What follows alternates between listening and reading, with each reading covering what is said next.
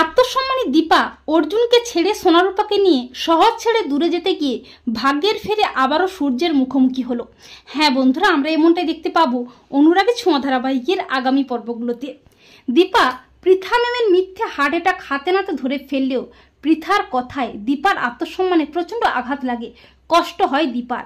পৃথা দীপাকে বলে যে আমার ইচ্ছে ছিল একটা ভালো মেয়ে দেখে অর্জুনের বিয়ে দিতে, কোনো মাই চাইবে না দুই সন্তানের মায়ের সাথে তার ছেলের বিয়ে দিতে, তাই আমিও বাধ্য হয়ে বিয়েটা আটকাতে হার্ট অ্যাটাকের নাটকটা করেছি।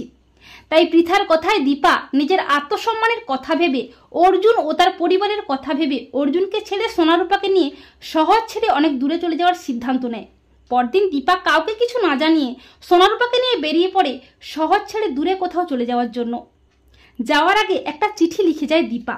এরপর দীপা যখন শহর ছেড়ে দূরে কোথাও যাওয়ার জন্য স্টেশনে যায় ট্রেন ধরতে, তখন দীপার খুব কষ্ট হয়। দীপার বারবার মনে হয় কাকিয়া ও পৃথা ম্যামের বলা কথাগুলো। এরপর হঠাৎই সূর্য ওই স্টেশনে আসে। আচমকা সূর্যের সাথে দীপার ধাক্কা লেগে যায়। দীপা সূর্য আবারও মুখোমুখি হয়। দুজন দুজনকে দেখে অবাক হয়ে যায়, আর সোনারূপও তাদের বাবাকে দেখে অবাক হয়ে যায়। সূর্য দীপাকে বলে, দীপা কি হয়েছে, তোমাকে এরকম বিধ্বস্ত লাগছে কেন?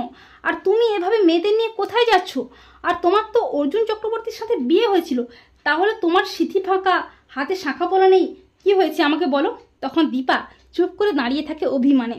দীপা বলে যে এসব আপনার না জানলেও চলবে, আমাকে আমার মতো থাকতে দিন, আর আপনিও আপনার মতোই থাকুন।